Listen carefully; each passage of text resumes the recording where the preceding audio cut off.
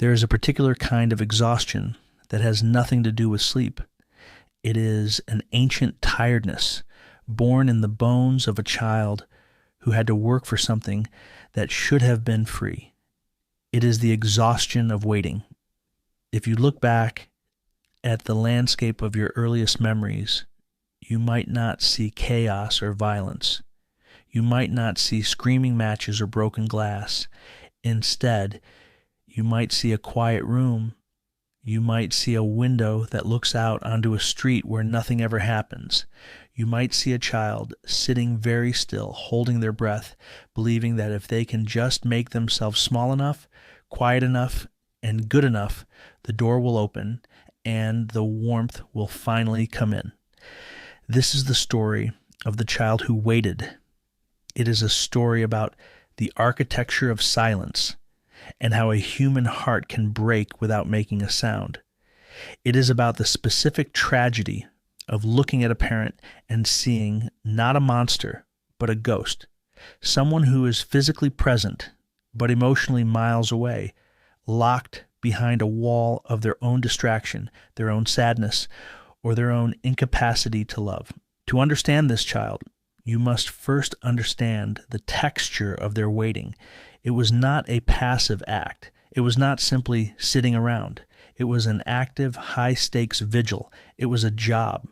The child learned early on that the emotional climate of the house was fragile and that they were the designated peacekeeper, the observer, the one who had to monitor the temperature of the room. You learned to read the sound of footsteps in the hallway. You knew, just by the way a key turned in the lock, whether it was a safe day to speak or a day to disappear. You became an expert in micro-expressions, scanning the faces of the people who were supposed to protect you, looking for a sign, a glimmer of recognition, a smile, a moment where they truly saw you. But so often, that moment never came. You were met with a glaze, a distracted nod, a back turned toward you. And in that absence, in that vacuum, where a connection should have been, you did not stop loving them. This is the cruelest paradox of childhood. When a parent fails to provide the love and safety a child needs, the child does not stop loving the parent. The child stops loving themselves. You could not accept the terrifying truth that your parent was limited or selfish or broken. That reality was too dangerous. It would mean you were alone in the world. So to survive, you created a different story. You told yourself that the lack of love was your fault. You decided that you were too loud, too needy, too much. You decided that if you could just figure out the secret code, if you could just achieve one more thing, get one better grade, be a little more helpful, a little less burdensome, then the love would arrive. You turned yourself into a project. You began the lifelong labor of earning your right to exist. This is how the good child is born. The good child is not just well-behaved. The good child is a survival strategy. You learned to suppress your needs because expressing them yielded nothing but the cold echo of indifference. You learned that your emotions were an inconvenience to the people you relied on, so you swallowed them. You became low maintenance. You became the child who never asks for anything, the one who is praised for being so mature for their age. But that maturity was a mask. It was a heavy coat you wore to hide the fact that you were starving. You lived in a state of suspended animation, always preparing for a future where you would finally be enough. You lived in the conditional tense. When I am better, they will love me. If I achieve this, they will see me. You became a performer in an empty theater, acting your heart out for an audience of one who was looking at their watch, or looking at the floor, or looking through you to something else entirely. And the tragedy is that you thought this was normal. You thought this was what love felt like, an agonizing, anxiety-ridden quest for validation. You thought love was something you had to beg for. As you grew, This waiting became woven into your nervous system. It became your baseline for reality. You didn't know how to feel safe unless you were striving. You didn't know how to relax because relaxing meant you weren't working toward the goal of being lovable. The silence of the house seeped into your skin. You began to feel a profound sense of loneliness, even when you were in a room full of people. But it wasn't just loneliness. It was a feeling of invisibility. It was the sensation of screaming underwater. Psychologically, you were forming an attachment to a fantasy. You were not bonded to the parent who was actually there, the one who was cold or absent or critical. You were bonded to the potential of who they could be. You were in love with a ghost. You held onto the rare crumbs of affection they threw your way, a rare compliment, a moment of laughter, and you magnified them. You built entire cathedrals out of those crumbs. You told yourself, see, they do love me. It's in there somewhere. I just have to dig it out.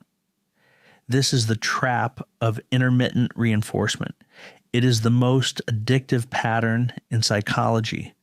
If a lever gives a reward every time you press it, you eventually get bored. If it never gives a reward, you eventually give up. But if it gives a reward unpredictably, once in 100 presses, without rhyme or reason, you will press that lever until you collapse. You became addicted to the pursuit of your parents' love precisely because it was so inconsistent. You stayed hooked on the hope that the next time would be different.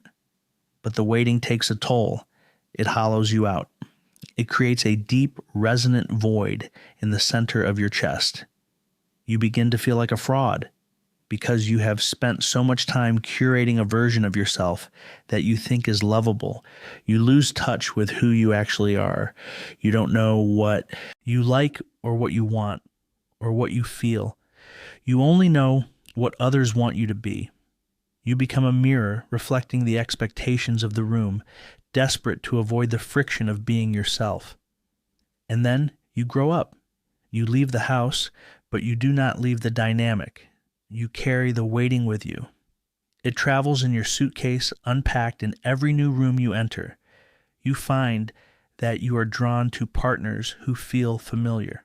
And what feels familiar to you is not warmth or safety or consistency. What feels familiar is the chase. What feels familiar is the cold shoulder.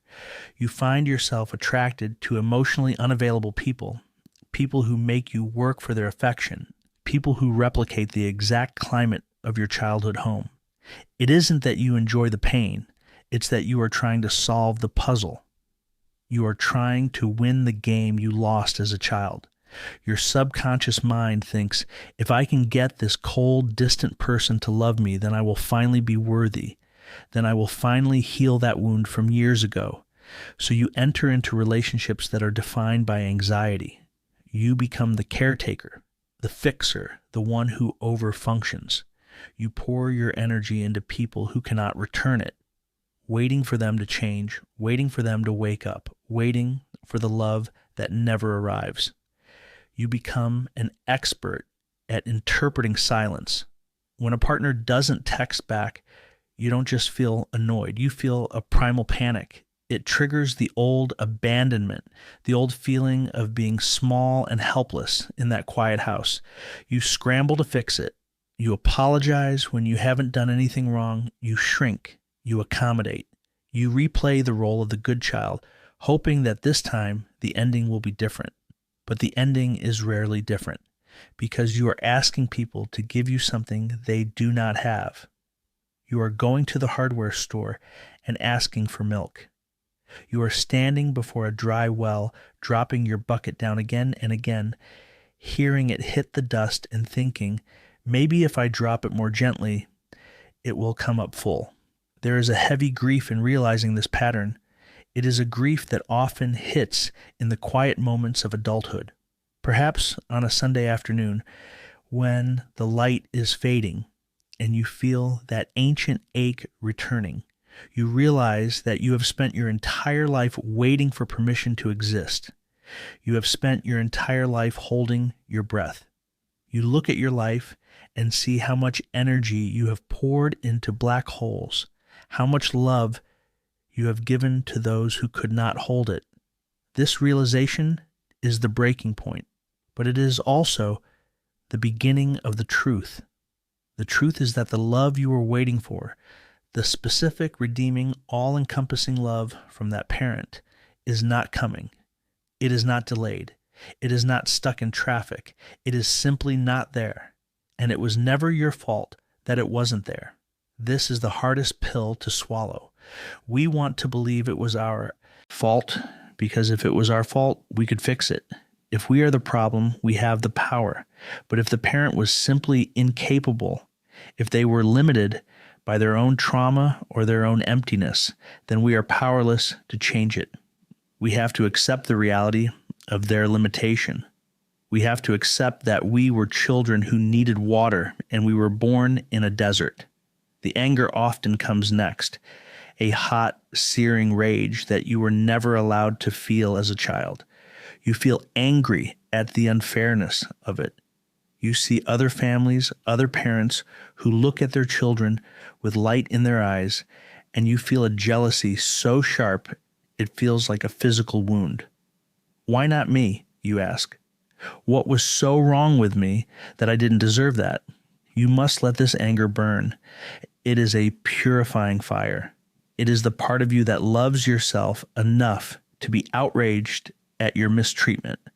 For years, you turned that anger inward, attacking yourself, criticizing yourself, holding yourself to impossible standards.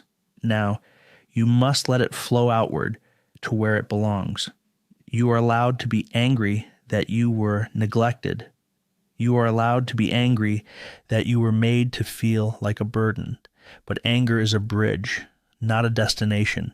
You cannot live on the bridge. Eventually, the anger burns down into a deep, mournful sadness. This is the funeral you never had.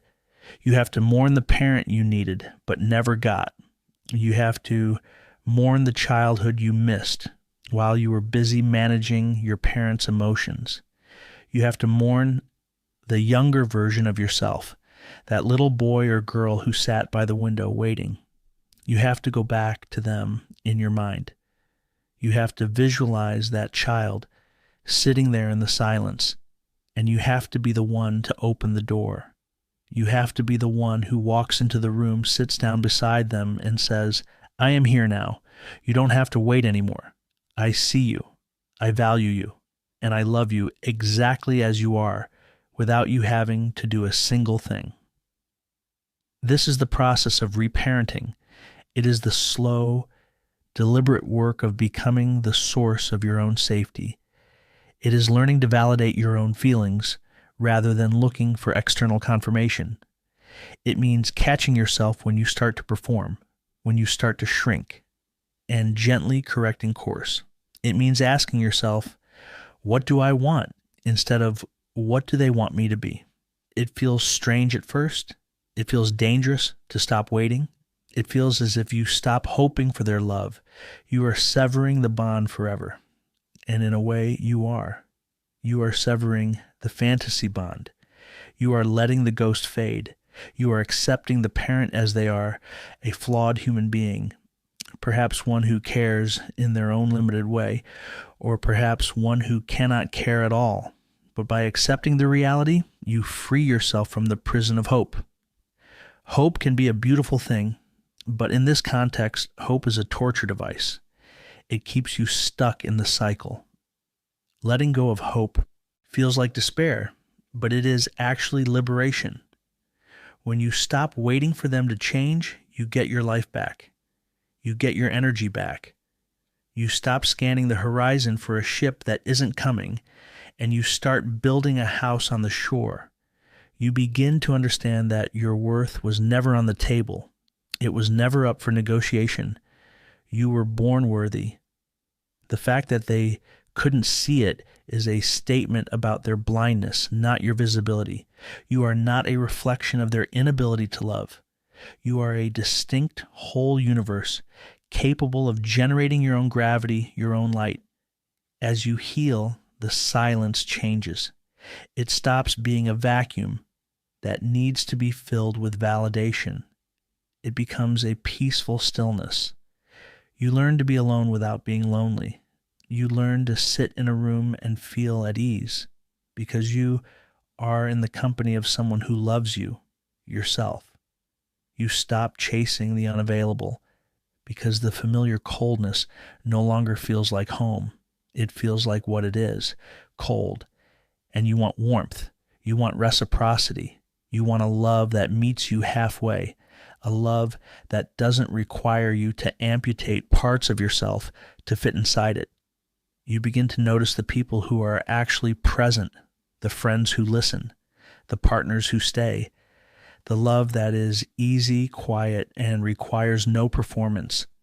At first, this healthy love might feel boring. It lacks the high-stakes drama of the chase. It lacks the adrenaline of the wait. But slowly, you learn to trust it.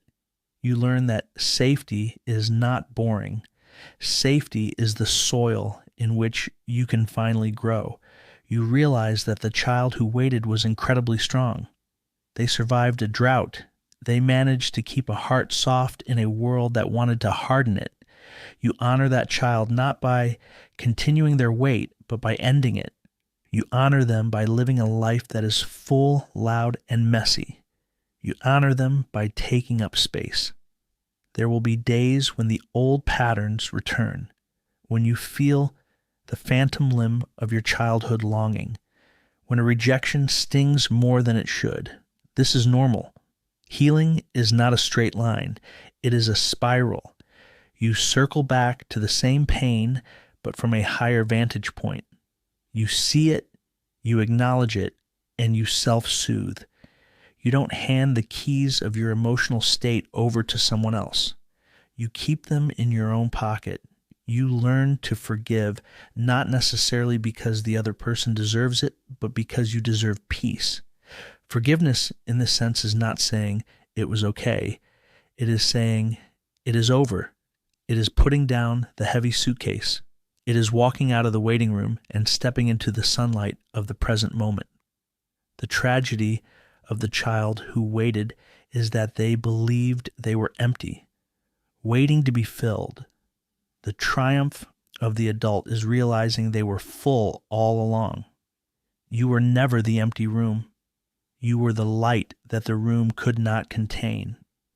You were the vivid, beating heart in a house that had forgotten how to feel. And now the wait is over. Not because the love arrived from the outside, but because it woke up on the inside. You are the one you have been waiting for. You are the rescuer. You are the warm embrace.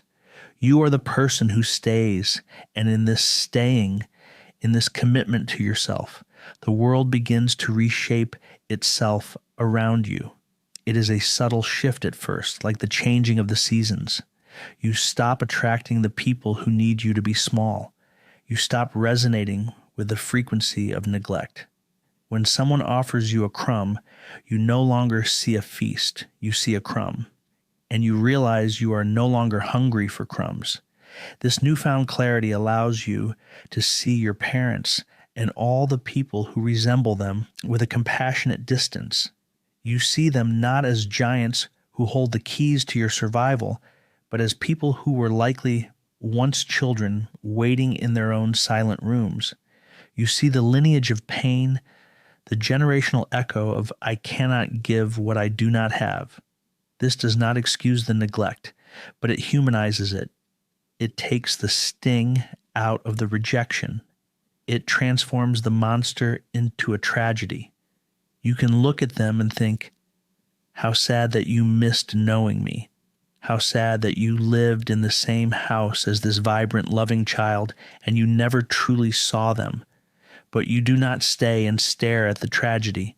You move on. You begin to curate a life that reflects your true needs. You discover that you have preferences. You like certain textures, certain sounds, certain kinds of laughter. You find that you have a voice, and when you use it, the sky does not fall. People do not leave. And if they do leave because you spoke your truth, You learn that their departure is a form of protection, not a punishment. It is the universe clearing space for those who can actually hear you. There is a profound beauty in the ordinary days of a healed life. You find joy in things that have nothing to do with achievement or validation. You might plant a garden, not to show anyone the flowers, but simply to get your hands in the dirt. You might read a book, not to be smart, but to be transported. You might sit with a cup of tea and watch the steam rise, and in that moment, you feel a sense of completeness that the child waiting by the window could never have imagined. You realize that the love you craved was not a lightning bolt. It was not a grand gesture. It was this. It was the ability to be at peace with yourself. It was the ability to wake up in the morning without the crushing weight of having to prove your worth. It was the quiet confidence that you are enough, just as you are, breathing and alive. The waiting room is closed now. The door is locked. You have walked out into the street and the air is fresh. The sounds of the world are vibrant. You look back at the house one last time, not with longing, but with a gentle nod of acknowledgement. It was where you started, but it is not where you end. You walk forward, and for the first time in your life, you are not walking toward a mirage. You are walking toward yourself. You are walking into a future where love is not something you beg for, but something you generate, something you share, something that surrounds you like the very air you breathe. You are the child who waited, but you are also the adult who arrived. And that arrival is the only love story that matters. It is the story of how you saved yourself. It is the story of how you finally came home